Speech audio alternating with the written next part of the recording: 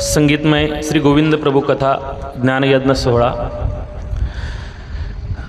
दिनांक 22 तारखेपासून आपल्या या गोंधनापूर नगरीमध्ये अत्यंत सुंदर पद्धतीने सर्वांच्या सहकार्याने भक्तिमय वातावरणामध्ये हा कार्यक्रम या ठिकाणी संपन्न होत आहे।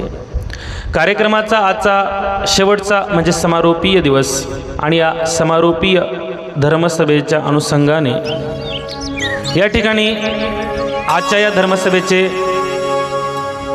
प्रमुख वक्ते जे आपल्या सर्वांना लाभलेले आहेत असे आदरणीय श्रद्धेय प्रातस्मरणीय आचार्य प्रवर उपाध्य कुलभूषण माझे स्नेही सन्मित्र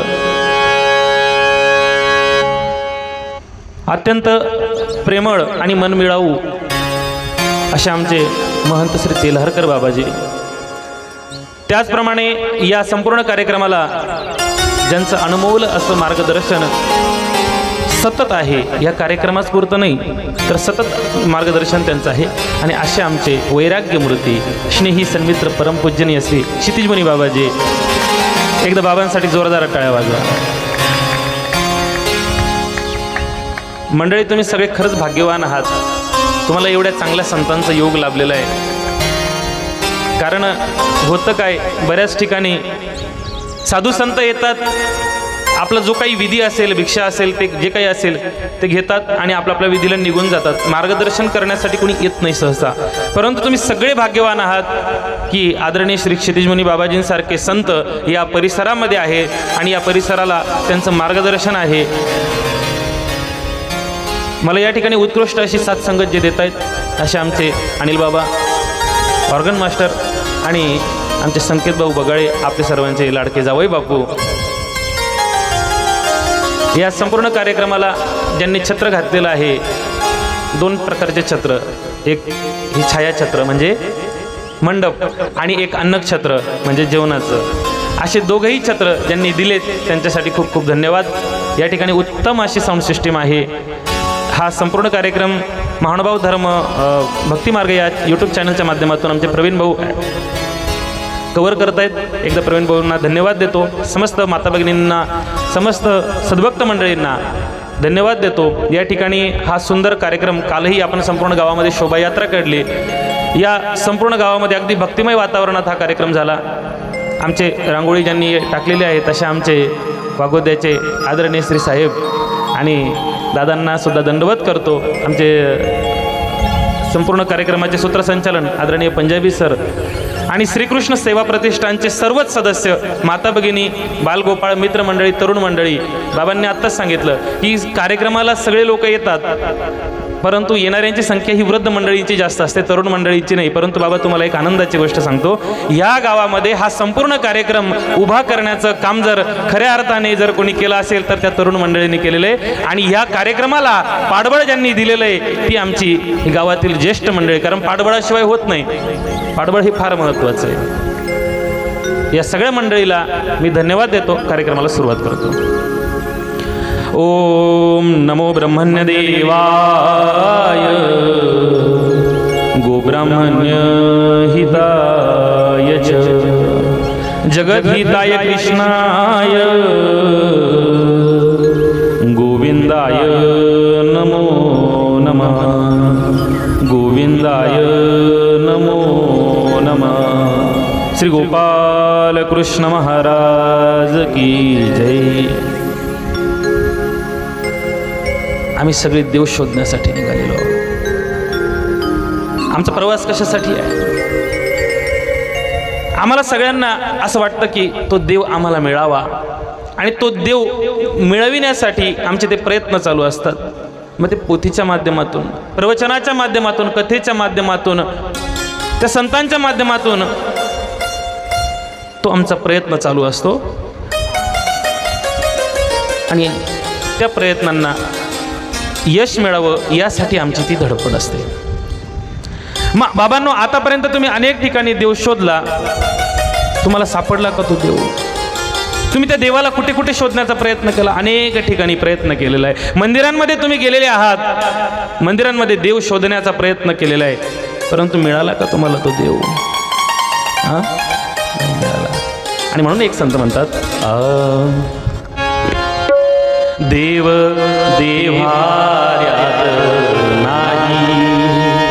देव नाही देवालयी, देव देव्हाऱ्या नाही, देव नाही देवालयी, देव देव्हाऱ्या नाही, देव नाही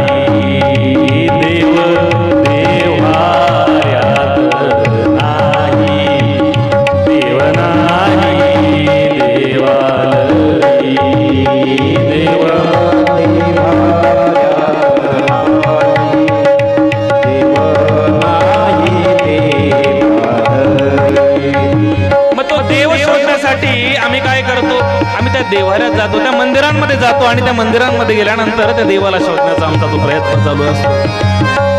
तो देवाऱ्यामध्ये देव मिळतो का? हो, मिळतो. मग तुम्ही म्हणसाल बाबा हे तुम्ही काय सांगताय? तुम्ही सांगता की मंदिरात जा, देवपूजा करा, पारायण करा, आरती करा, स्मरण करा, भजन करा, हे करा, ते करा, ते करा, ते करा, आणि आता तुम्ही म्हणताय की देवाऱ्यामध्ये देव नाही असं तुम्ही म्हणताय. हे काही आमच्या बुद्धीला पटत नाही. नेमकं प्रकरण काय की परमेश्वर जो आहे ना, तो परमेश्वर कसा आहे? तो अव्यक्त आहे. तो या जीवांच्या उद्धारासाठी अवतरित होत असतो, राज्य करत असतो, आपलं दास्य देतो आणि ते दास्य केल्यानंतर जीवाचं मुंचन होत असतं. त्याच्या संबंधाने, त्याच्या स्पर्शाने जी पाषाण पवित्र होतात ना, त्या पाषाणांना आम्ही नतमस्तक होतो, त्या विशेषांना आम्ही वंदन करत असतो, कारण त्या विशेषांमध्ये एक विशेषत्व, एक सामर्थ्य त्या प्राप्त झालेलं असतं. मग म्हटले अनेक ठिकाणी देव चोरतात लोक, त्यांचं काय? त्यावर ते म्हणतात चोरू द्या. ते काय चोरतात? देव नाही चोरत, ते दागिने चोरत असतात. कारण देव चोरून नेईल, देव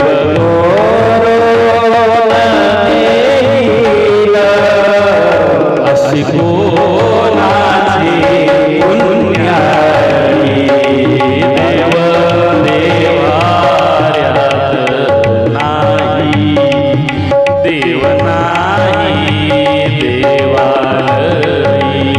स्वामी बसलेले आहेत, भक्त मंडळी समोर बसलेली आहे आणि स्वामींचं निरूपण चालू आहे. आणि श्री प्रभू बाबांच्या त्या लीळा स्वामी भक्त मंडळींना सांगतायत की श्री प्रभू बाबांचं महात्म्य सांगतायत की श्री प्रभू बाबा केवढे थोर आहेत, ईश्वर आहेत. आणि त्या श्री प्रभू बाबांचं ईश्वरत्व आमचे स्वामी भक्त मंडळींना सांगतात. आणि ते ईश्वरत्व ऐकल्यानंतर सारंग पंडित स्वामींना म्हणतात की जीजी, श्री प्रभू बाबांचं दर्शन जर झालं असतं तर तेवढं बरं झालं असतं. स्वामी म्हणतात श्री प्रभू बाबांचं दर्शन इथं? त्यावेळेस सारंग पंडित म्हणतात की जीजी, ठरवलं ना तर आपण आम्हाला श्री प्रभू बाबांचं दर्शन या ठिकाणी घडवू शकतो. यावर स्वामी काहीच बोलत नाहीत. संध्याकाळची वेळ होऊन जाते आणि संध्याकाळच्या वेळेला स्वामी वेडे करतायत, फिरतायत त्या ठिकाणी. आणि ते फिरत असताना सारंग पंडिताला बोलवतात. सारंग पंडिताला म्हणतात इकडे या. आणि आता सारंग पंडित जवळ येतात आणि जवळ आलेल्या सारंग पंडिताला स्वामी म्हणतात की ते बघा समोर अंकाईचं टेकडं उतरणारे श्री प्रभू बाबा तुम्हाला दिसतायत का? सारंग पंडित समोर त्या अंकाईच्या टेकड्याकडे बघतात तर त्या ठिकाणी त्यांच्या लक्षात येतं की अरे लांब दाढी आहे, नाभी चुंबित खाड. 16 हातांचं वस्त्र, जे वस्त्र कमरेला तेच वस्त्र अंगावर गुंडाळलेलं आहे, त्याच्या मिऱ्या खांद्यावर टाकलेल्या आहेत, जटा बांधलेल्या आहेत, चालणारे थोडक्यात थबकणारे, स्वतःशीच बोलणारे, अशी ती श्री प्रभू बाबांची ती मूर्त पाहिलेली आहे. आणि ती मूर्त पाहिल्यानंतर आता हे सारंग पंडित अजून पुढे जातात. स्वामी म्हणतात, अहो हात जोडा, बघताय काय त्यांच्याकडे. आता हे सारंग पंडितांनी हात जोडलेले आहे. श्री प्रभू बाबांचं दर्शन त्यांना झालेलं आहे. अजून श्री प्रभू बाबा जवळ येताना दिसत आहेत, स्पष्ट दिसत आहेत. आता स्वामी सारंग पंडितांना म्हणतात, अहो आता हात काय जोडताय, घाला घाला दंडवत. अहो दंडवत घाला श्री प्रभू बाबांना. आता श्री प्रभू बाबांना त्यांनी साष्टांग दंडवत घातलेले आहेत आणि त्यांच्या मुखात एक सुंदर असं एक श्लोक जन्माला येतो. हृदय भज परेशम स्वामीनम गुंडमाख्यम. माझ्या हृदयामध्ये जर परमेश्वर जर असेल ना, तर तो श्री गोविंद प्रभू बाबांसारखा, आमच्या सर्वज्ञ श्री चक्रधर महाराजांसारखा तो परमेश्वर माझ्या हृदयामध्ये बसावा, ही कामना ते व्यक्त करतायत. आता श्री प्रभू बाबा जवळ येतात आणि श्री प्रभू बाबा जवळ आल्यानंतर ते दंडवत करतायत. सारंग पंडिताकडे श्री प्रभू बाबा पाहतात आणि सारंग पंडिताकडे श्री प्रभू बाबा बघून स्वामींना म्हणतात, हा तोच ना जो सर्वज्ञ श्री चक्रधर स्वामींना पाहून मान फिरवली होती. असं म्हटल्यानंतर मात्र सारंग पंडित लाजतात, त्यांना वाईट वाटतं, कारण ती क्रिया त्यांच्याकडनं घडलेली असते. असा तो परमेश्वर, एवढा विशाल असलेला परमेश्वर, त्याचं स्वरूप सुद्धा विशाल आहे. आणि मग त्या परमेश्वराला आम्ही कुठे पाहतो? देव्हाऱ्यामध्ये. परंतु संत म्हणतात, देव देव्हाऱ्यात नाही, देव नाही देवालयी. देव देव्हाऱ्यात नाही, देव नाही देवालयी. देव चोरून नेल, देव चोरून नेल, अशी कोणाची पुण्याई. देव देव्हाऱ्यात नाही, देव नाही देवालयी. वेवद्याला सादाईसा राहतात आणि सादाईसा आपल्या झोपडीच्या समोर त्या ठिकाणी अंगण झाडतायत, सारवण करतायत. आणि एक भक्त रुद्धपूरवरनं त्या ठिकाणी येतो आणि रुद्धपूरवरून आलेल्या त्या भक्ताकडे सादाईसा पाहतात आणि त्या भक्ताला सादाईसा विचारतात की बाबा रे कुठनं आला असतो? त्याने सांगितलं की मी रुद्धपूरवरून आलेलो आहे. सादाईसा त्याला विचारतात की आमचे श्रीप्रभू बाबा कसे आहेत, त्यांची तब्येत कशी आहे, कसे राज्य करत आहेत? त्यावेळेस सादाईसांना मोठ्या दुःखिस्त अंतःकरणाने हा भक्त सांगतो की बाई, श्रीप्रभू बाबा अत्यंत दुःखी आहेत. श्रीप्रभू बाबांनी औदास्य स्वीकारलेलं आहे. गेल्या 11 दिवसांपासून श्रीप्रभू बाबांनी काहीही खाल्लेलं नाही, अन्नाचा कणही खाल्लेला नाही. आणि बस जसं हे ती ऐकते ना, मोठं वाईट वाटतंय आणि निघालेली आहे. कुठे निघालेली आहे? त्या रुद्धपुराच्या दिशेने ही प्रवास करते आहे. रुद्धपुराच्या दिशेने या सादाईसाचा प्रवास चालू आहे की त्या श्रीप्रभू बाबांची मी कधी भेट घेते आणि त्या देवाला कधी समजून सांगते की हे देवा, तुम्ही ज्या भक्ताला निमित्त करून जे औदास्य स्वीकार केलेलं आहे ना, ते औदास्य दूर करा आणि प्रसन्न व्हा. औदास्य कोणाला आवडतं? उदास झालेलं कोणाला आवडतं? तुमचा उदास चेहरा जर समजा कोणी पाहिला, कोणाला बरं वाटेल? कोणालाच बरं वाटणार नाही. तो तर जगाचा चालक मालक ईश्वर आहे. त्याचा औदास्य कुणालाच बरं वाटणारं नव्हतं. आणि आता ही सादाईसा रुद्धपुराच्या दिशेने धावते. रुद्धपुराच्या दिशेने धावणारी ती सादाईसा अंतःकरणापासून देवाच्या भेटीची इच्छा व्यक्त करते आहे. तिचं जे मन आहे ना, ते उतावीळ झालेलं आहे श्रीप्रभूंच्या भेटीसाठी. आणि आता या सादाईसाचा तो प्रवास चालू झालेला आहे. संपूर्ण दिवस चालते आहे. अन्न नाही, पाणी नाही, भिक्षाही मागितलेली नाही. घसा कोरडा पडलेला आहे. जीव कासावीस होतोय. कडक उन्हाळ्याचे दिवस आहेत. संध्याकाळ झालेली आहे. एका गावामध्ये आता ही सादाईसा आली आणि एका ब्राह्मणाच्या घरी आता त्या ब्राह्मण पत्नीला ती विचारते की आई, मी इथे राहू का आजच्या दिवस? एक रात्रभर मला फक्त पडू द्या, त्या ओसरीवर मला पडू द्या. ती म्हणते की इथे राहू नका.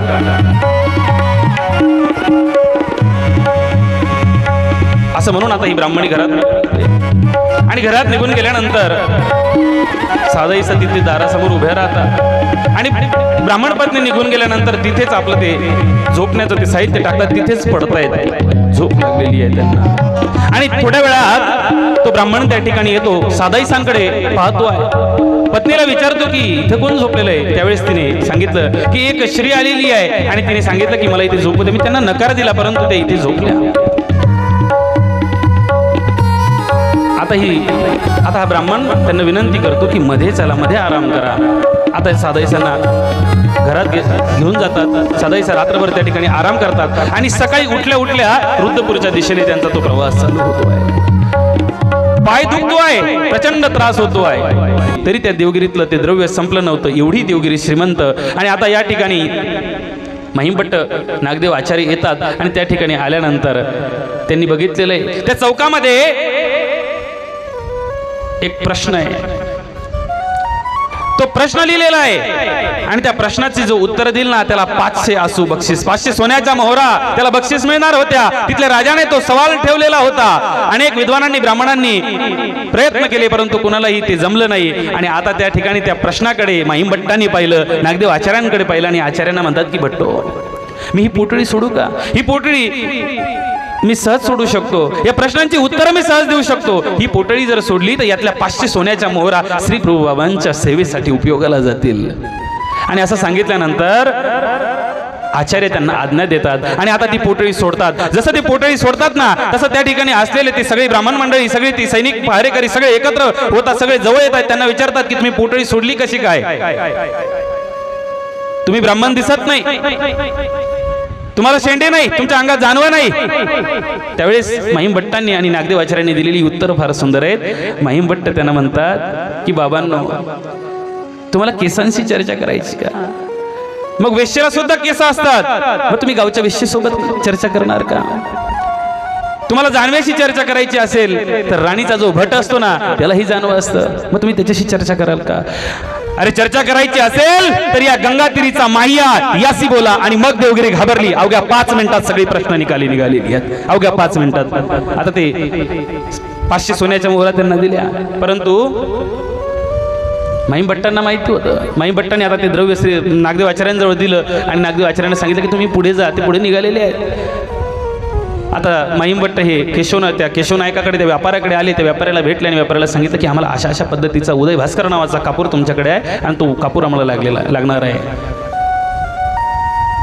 केशवनायकाला मोठं आश्चर्य वाटलं की माझ्या घराच्या अमक्या खोलीमध्ये अमक्या पेटीमध्ये कापूर आहे, यांना कसं काय माहिती? आणि एवढा महागडा कापूर घेणारा मी अजूनपर्यंत कुठलाही तो गिराईक पाहिलेलं नाही. आणि ही नेमके आहेत कोण? त्यावेळेस ते विचारतात की हा कापूर कोणासाठी लागणार आहे? त्यावेळेस महिमभट्ट म्हणतात की आमुचे श्री प्रभू बाबा गोसाव्यांसाठी आम्हाला तो कापूर लागणार आहे. त्यावेळेस ते म्हणतात की एक गुंजभर कापूर माझाही घेऊन जावा लागेल. ते मान्य करतात. आता ते त्यांची ती भिक्षाही ग्रहण करतात, तो कापूर घेतात आणि निघतात. जसं महिमभट्ट निघतात ना तसं त्या गावच्या वेशीजवळ या महिमभट्टाच्या बायकोचा भाऊ म्हणजे त्या देमाईसाचा भाऊ त्या ठिकाणी जमा झालेला आहे. सोबत माणसं आहेत, काठ्यालाटे आहेत. आणि त्यांनी त्यांना सांगितलं की भट्टो, आता तुम्ही जे द्रव्य जे जिंकलं ना त्यावर बायकोचा वाटा आहे अर्धा, ते द्रव्य इकडे द्या. त्यावेळेस महिमभट्ट म्हणतात की बाबा रे, ती चर्चाही मी केली नाही आणि ते द्रव्यही मला मिळालं नाही. ते आमचे गुरुने केले, ते आमच्या गुरूंनी केलं आणि ते निघून गेले. आणि जर पटत नसेल तर घ्या या माहियाची झाडाझडती, या महिमभट्टाची झाडाझडती घ्या. आता त्या महिमभट्टांची ती झाडाझडती घेण्यात आली, परंतु द्रव्याचा छदावी महिमभट्टांजवळ मिळालेला नाही आहे. आता महिमभट्ट रुद्रपूरला येतात आणि रुद्रपूरला आल्यानंतर श्रीप्रभू बाबांना तो कापूर देत आहेत. श्रीप्रभू बाबा अत्यंत प्रसन्न झालेले आहेत, अत्यंत. आणि श्रीप्रभू बाबा म्हणतात की आता माझा होय म्हणे, माझा आहे म्हणे. आणि आता श्रीप्रभू बाबा महिमभट्टांना नागदेव आचार्यांना कापुराचे प्रकार सांगतात की कापूर कोणत्या कोणत्या प्रकारचे आहेत. मग तो नाथ कापूर आहे, इच्छावासू कापूर आहे, भीमसेन कापूर आहे, पोतास कापूर आहे आणि सगळ्यात महागडा उदय भास्कर नावाचा हा कापूर. आणि हा कापूर आणायला मी तुम्हाला पाठवलं होतं. असे श्रीप्रभू बाबा अनेक भक्तांचं त्या ठिकाणी दुःख दूर करतात, राज्य करतायत, खेळ क्रीडा चालू आहे. एका कवीने फार सुंदर म्हटलं, तुम्ही ऐकलं असेल ते भजन, काल पण तुम्ही म्हटलं ना, काल आपण ते भजन ऐकलं होतं बघा. हां, कोणतं होतं? हां, या रुद्रपुराची प्रभू तुझा राजमठ, असा तो राजमठ, असे ते श्री प्रभू बाबा.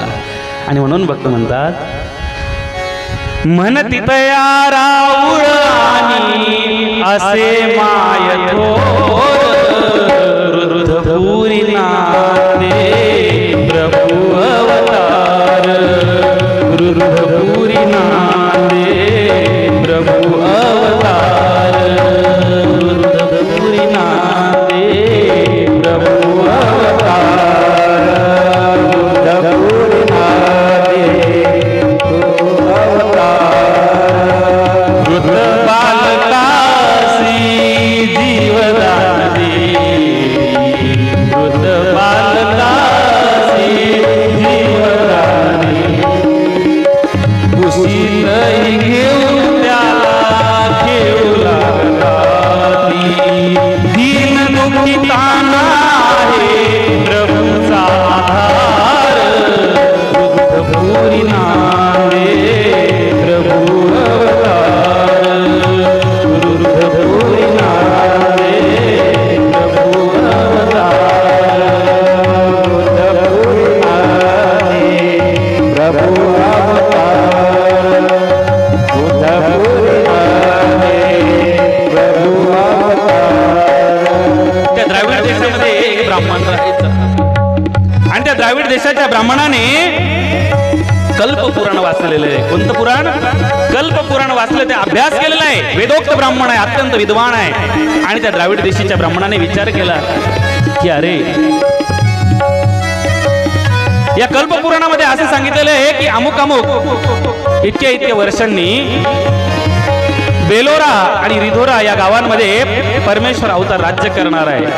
या शास्त्रामध्ये सांगितलेली ही गोष्ट खरी आहे का खोटी आहे हे आपल्याला तपासायचं आहे. आणि आता ते तपासण्यासाठी निघालेले आहे.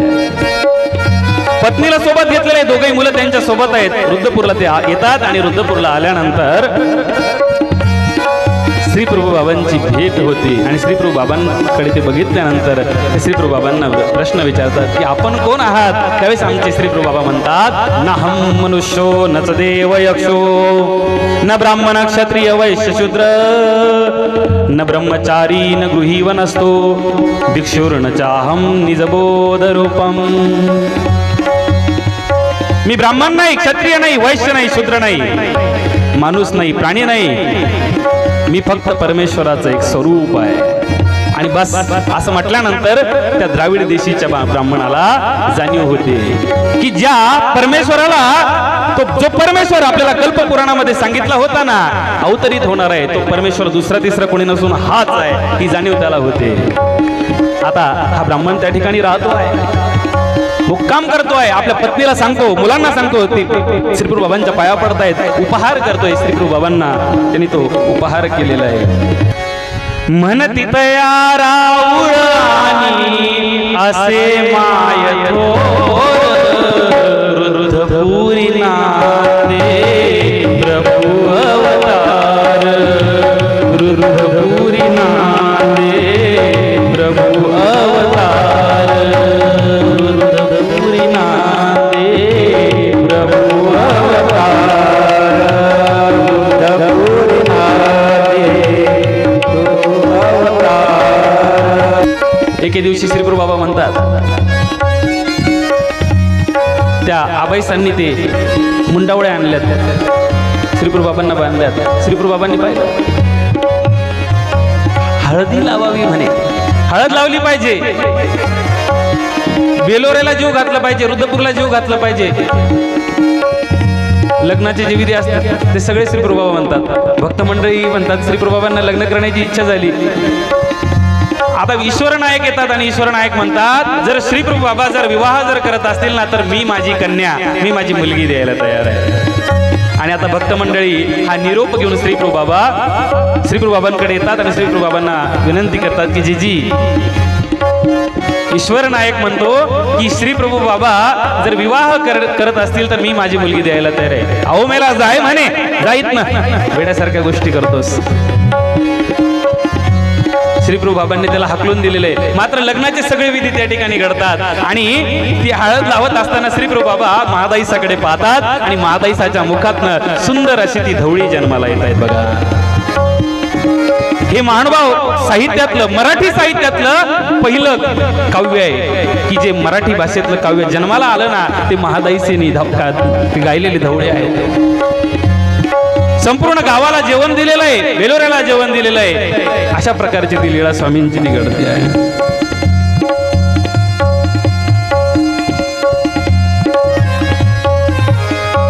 एके दिवशी वाराणसीवरून न्याय भारती नावाचे संत निघतात. त्यांच्यासोबत 500 शिष्य आहेत. ते खेडला येतात आणि खेडला आल्यानंतर त्या ठिकाणी ती आल्याची बातमी सगळ्या परिसरामध्ये पोहोचते. अगदी वाऱ्याच्या वेगाने ती बातमी पोहोचते आहे. सगळा समाज त्या ठिकाणी जमा होतो. केशव नायकाला ही वार्ता समजते. आता केशव नायक खेडला जातात, त्यांना भेटतात, त्यांना दंडवत करतात आणि त्यांना म्हणतात की आमची या घराशी यावे, आमच्या घरी यावं. त्यावेळेस ते न्याय भारती म्हणतात की रुद्धपूरमध्ये श्री गोविंद प्रभू बाबा राहतात, तिथं राऊळ असतात आणि ते राऊळ शिवाशिव करतात. आम्ही त्या ठिकाणी येणार नाही. तुम्ही जर राऊळांना जर दूर कुठेतरी पाठवत असाल तर आम्ही त्या ठिकाणी येऊ. केशव नायक म्हणतात की ते शक्य नाही. अवघा गाव राऊळांचा, सगळं गाव राऊळांचं आहे. ते आमच्या गावचे राजे आहेत, मालक आहेत. आम्ही त्यांना बाहेर काढू शकत नाही. उलट त्यांनी जर कोणाला बाहेर काढून दिलं तर त्याला जावं लागेल. परंतु अवघा गाव श्री प्रभू राऊळांचा, सगळं गाव श्री प्रभू बाबांचं आहे. तुम्हाला नसेल यायचं तर येऊ नका. आणि असं म्हणून आता केशव नायक निघून गेले. कोणीतरी एकाने सांगितलं की केशव नायक हे रुद्धपूरचे प्रतिष्ठित व्यक्ती आहेत, तुम्ही त्यांच्या विनंतीला मान द्यायला पाहिजे होतं. श्री प्रभू बाबांच्या भीतीमुळे तुम्ही त्या ठिकाणी जाणं टाळता, हे योग्य नाही. आणि आता न्याय भारती परत तो निरोप पाठवतात आणि ती सगळी स्वागताची तयारी केशव नायक करत आहेत. आता ही न्याय भारती रुद्धपुरामध्ये येत आहेत आणि रुद्धपुरामध्ये आल्यानंतर त्या केशव नायकांच्या घरी आता ती सगळी आगताची स्वागताची तयारी होती. भोजनही होत आहे आणि त्या ठिकाणी ओटा होता. त्या ओट्यावर 5 रांजणं सारखी ठेवलेली आहेत. तिथनं पाणी वाहत आहे. श्री प्रभू बाबा त्या ठिकाणी येतात, आचमन करतायत, सगळं विधी करतायत. आणि ते विधी बघितल्यानंतर न्याय भारती आणि त्यांच्या सोबत असलेले ते 500 संन्यासी म्हणतात हे तर यथायोग्य सगळ्या गोष्टी करतायत. आता केशव नायकाने श्री प्रभू बाबांना बोलवले, मध्यभागी बसवलेलं आहे आणि मध्यभागी बसवल्यानंतर श्री प्रभू बाबांची ती पूजा करण्यात आली, तो विधी करण्यात आला आणि मग त्यानंतर इतर त्या 500 संन्याशांची ती विधी करण्यात आली. आता प्रसन्न झालेले ते न्याय भारती श्री प्रभू बाबांच्या त्या अनेक गोष्टी त्यांनी पाहिलेल्या आहेत. श्री प्रभू बाबा राजमठामध्ये येतात आणि ही सगळी मंडळी न्याय भारती आणि संन्यासी मंडळी सुद्धा श्री प्रभू बाबांची भेट घेण्यासाठी राजमठामध्ये येत आहेत. महिमभट्ट त्यांना बसण्यासाठी ती जाड अशी ती चादर आथरतात. ती न्याय भारती ती सगळी मंडळी खाली बसते आहे आणि श्री प्रभू बाबा ओट्यावर बसलेले आहेत. 500 शिष्य साधू संत खाली बसलेले, समोर न्याय भारती बसलेले आहेत. महिमभट्ट, नागदेव आचार्य, भक्त मंडळी बसलेली आहे आणि श्री प्रभू बाबा महिमभट्टांकडे पाहतात आणि महिमभट्टांकडे बघितल्यानंतर नागदेव आचार्य म्हणतात की भट्टो, श्री प्रभू बाबा तुमच्याकडे पाहतायत, तुमच्याकडनं काहीतरी बोलण्याची म्हणजे चर्चा करण्याची इच्छा श्री प्रभू बाबांना दिसते आहे. महिमभट्ट म्हणतात अहो मी काय बोलणार, माझ्यापेक्षा तुम्ही चर्चा करा. तुम्ही नाही का माझ्यासोबत चर्चा केली होती, अगदी शंकराचार्यांना सुद्धा जे प्रमाण माहिती नव्हते ते प्रमाण तुम्ही बोलले होते. त्यावेळेस नागदेव आचार्य म्हणतात अहो मी कसला प्रमाण बोलेल, स्वामींनी स्थिती दिली होती, आम्ही सुंट देव आहोत, तुम्ही विद्वान आहात, तुम्ही बोला. आता महिमभट्ट चर्चेला सुरुवात करतात आणि महिमभट्ट त्यांना प्रश्न विचारतात की जीवनमुक्त कसा असतो. त्यावेळेस ते सांगायला सुरुवात करतात. न्याय भारती म्हणतात तो असा असतो तसा असतो. महिमभट्ट म्हणतात छे, जीवनमुक्त काय असा असतो. आणि असं म्हटल्यानंतर श्री प्रभू बाबा हसतात. श्री प्रभू बाबांच्या मुखातनं तो तांबूळाचा प्रसाद उडतो आहे आणि सगळ्या भक्त मंडळीने तो तांबूळाचा प्रसाद ग्रहण केलेला आहे. न्याय भारतीने सुद्धा तो तांबूळाचा प्रसाद ग्रहण केलेला आहे. आणि मग आता श्री प्रभू बाबांकडे बोट करून आमचे महिमभट्ट म्हणतात की जीवनमुक्त कसा असतो ना, हे जर तुम्हाला जर बघायचं असेल ना तर इकडे बघा, जीवनमुक्त असा असतो, असा असतो.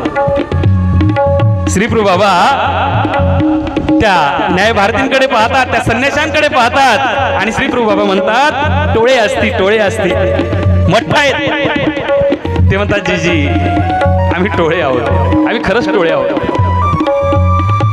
श्री प्रभू बाबा म्हणतात तुतेकार असती, वाजंत्रीवाले आहेत, काहीच कामाचे नाहीत म्हटले. जीजी आम्ही तुतेकार आहोत, अज्ञानी आहोत आम्ही.